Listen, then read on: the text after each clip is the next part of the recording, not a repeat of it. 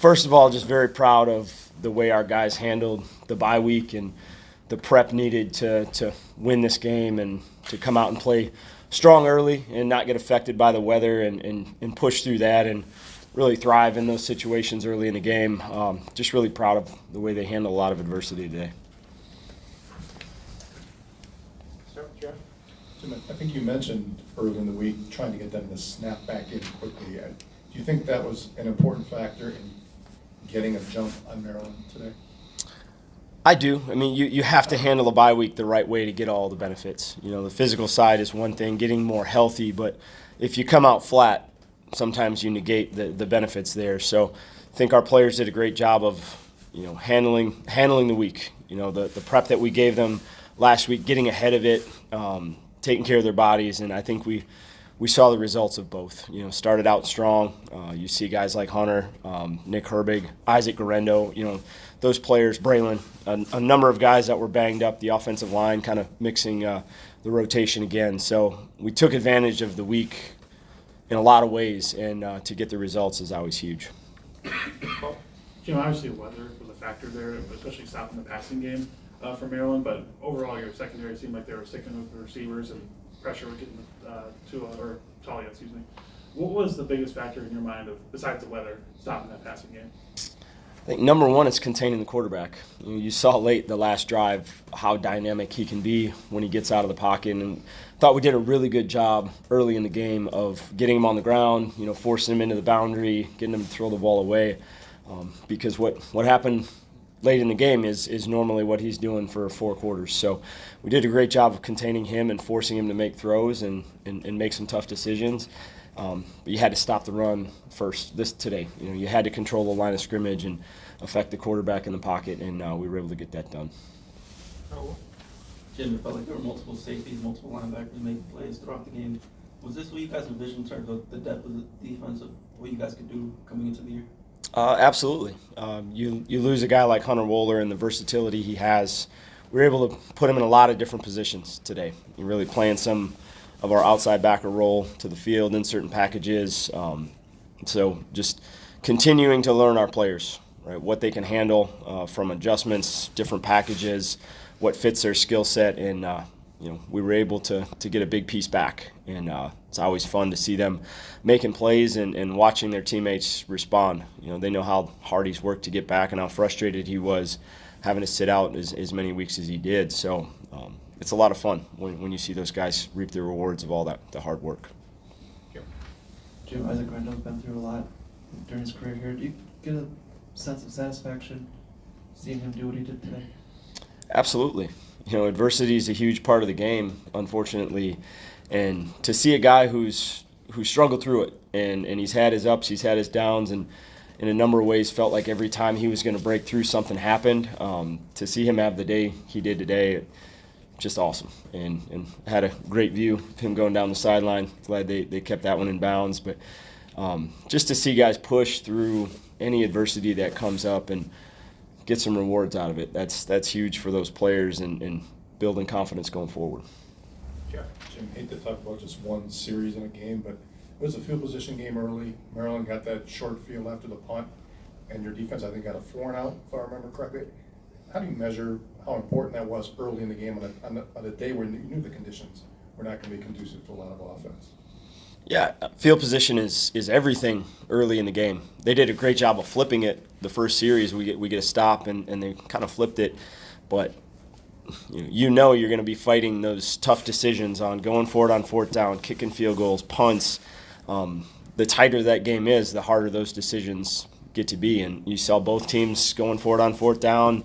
Every field goal makes you a little bit nervous. But it was fun to watch our guys make some big plays and eliminate some of the tough decisions and obviously getting ahead.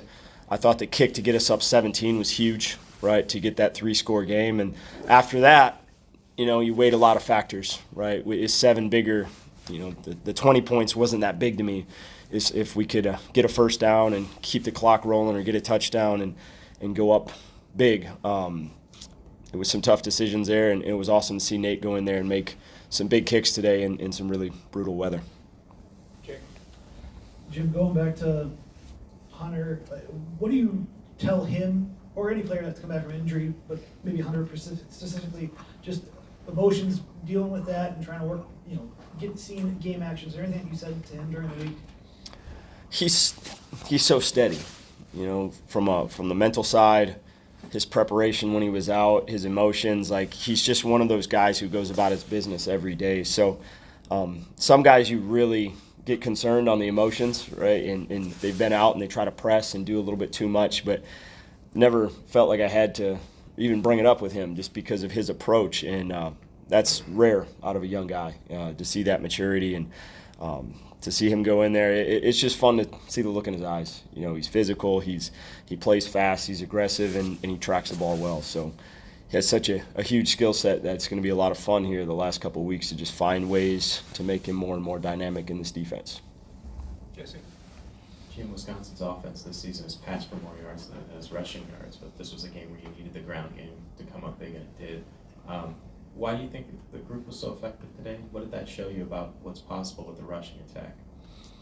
Well, I think, this is probably the healthiest that group's been in a long time. And the combination of guys we had, we felt like it was the five that was playing the best at the time and healthiest. And thought you add the tight end group to that as well, that it's been banged up. You get Rucci back, and you're able to do just more things up front. And they played with a lot of confidence. I think Maryland does some things similar to us, so I think there's a lot of carryover, a lot of confidence, when it looks like what you see on a daily basis. So just fun to watch the aggression those guys played with up front. The backs just pounding it in there. Not always going to be pretty, right? You're going to run into some heavy boxes, but just everyone just grinding it out and then getting the ball on the perimeter and making some big ones, right? Really making them pay with some long runs. You have to do that. You have to flip the field and put them on their heels a little bit. Steve? Our perspective skewed a little bit from being inside in the press box, but each team had 77 yards passing, just with the conditions the way they were today. Just how difficult was it? You can give us an insight to throw the ball for anybody. Yeah, if you were going to try to throw it much over 10 yards, the ball was going to get affected in a pretty big way. And we saw that a couple of ones we took vertical. They didn't throw many down the field, so it just kind of shows you the respect they had for the conditions. There was a really pretty good stretch early, and then late got really bad because then all of a sudden felt like it dropped about 20 degrees. So there was only one kind of window in the game where you felt like both teams in the passing game had an opportunity to be a little bit more aggressive. But outside of that, it was a huge factor in how you had to call the game. Yeah. Jim, you mentioned Van Zel's, the job he did today. He hasn't had a lot of attempts, but do you guys know what you had in him? Because he's been pretty consistent when called upon. Yeah, he really has been consistent kicking the ball in competitive situations in practice the majority of the year. So just kind of learning what his range is, where he likes the ball, putting him in some tough situations in practice just to see how he responds. But he's been solid, and even though the numbers haven't been there as far as the amount of kicks, haven't felt like we've needed to protect him, and that's a credit to him because he's shown the consistency. And then we know we got Lam, who's got a huge leg if we need a long one. Really hasn't been put in that situation yet, but we know we have the ability to do it if the situation comes up. Jim, you mentioned how important stopping the run was. Can you quantify how impactful a guy like Keanu Benton is when he's as healthy as he appeared to be today, especially early on? It seemed like he was just dominating those A gaps. Well, a guy like Keanu changes the math inside. He can dominate his matchups consistently, and he forces teams to put a lot of attention on him, which helps your linebackers run. And if you can keep your linebackers clean with guys like that up front, you're going to have a lot of success. They're not going to bust many explosive runs. So having him in the middle is really priceless. And like I said, we were beat up with that group for a number of weeks as well. So they just played a little bit more physical. We were able to get to some rotations late, but you just saw a little bit more of a fresh group, and just loved the approach that they had and made some plays. Jim, you had a lot of three safety looks today. How impactful was that in that specific look? And also, kind of with Hunter not playing for a while, did you think that there was anything off at all between them three playing in cohesion with each other? And do you think that's going to be an integral part of your defense going forward? Well, first of all, we thought we could get to a specific package based on their personnel, and be able to hold up in the run game and have a little bit better chance in the pass game. And obviously, you eliminated some of the issues in the pass game, but from a run standpoint, to be able to play small ball a little bit and stop the run effectively was huge for us today. And Hunter's so locked in with those guys and the work that he puts in. I didn't really feel like there was any lack of communication or just rust with different combinations of players on the field. So, like I said, I think it's going to be a big thing going forward, just finding ways to be versatile and kind of do some stuff that team's not practicing. Jim, a few weeks ago you mentioned the guys were 3 for 3 in terms of effort going into the bye week. I guess I'm just curious how you thought they came out this week and just their continued response to you as head coach. They're playing hard. It's clear. It's easy to see. I think how hard they're playing. Still have to eliminate some dumb mistakes that we're making with penalties and mental errors, but that's football. We're going to push to really just attack the last 3 weeks here of the regular season. And I've liked the approach. These guys are holding each other accountable. They're putting in the work day in and day out. That's going to give them a chance to win on Saturdays. And that's, as a coach, all you can ask. And then as it gets closer to game day, just pick those emotions up and bring the passion to it. So I love the way they've responded over the last month or so, and looking forward for more going forward. We have time for 2 more. Mike, in the back. Jim, Nick obviously had 2 more sacks today. He's got 8 on the year. Where have you seen him add or improve, take another step this year as a pass rusher? Just adding more tools. I think he's feeling things within the flow of the game faster, and that's huge for a pass rusher. We're not a team that he's just going to rush the passer over and over and over. So when you see a guy get hot, it's up to me to put him in positions to rush. He has to learn very quickly within a game kind of how he wants to attack and what problems, which goes into his prep. He studies as much as anybody on our team. So it's really fun to see the confidence he plays with, and you feel him on the sideline, and he's got a certain look in his eyes. You got to let him go at times, and anytime you get a player playing with that confidence, you got a chance to do some good things on defense. Jim, early in the year, you mentioned it, and a couple of players did too, that the team wasn't handling momentum swings as well as it needed to. Do you think the team overall has made strides in that particular area?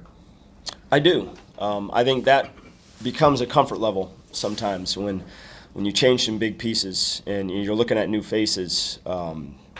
Sometimes they're good and you don't know it. You start trying to do too much, or as a play caller, like what settles a team down, it's the experience that I've gained over the year. It helps a ton.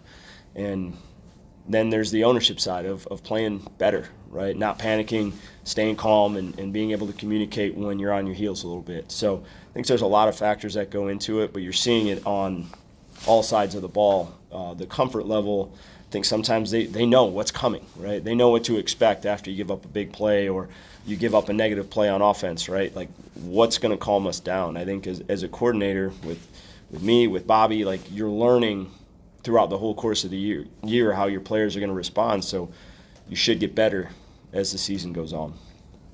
Thanks, Coach.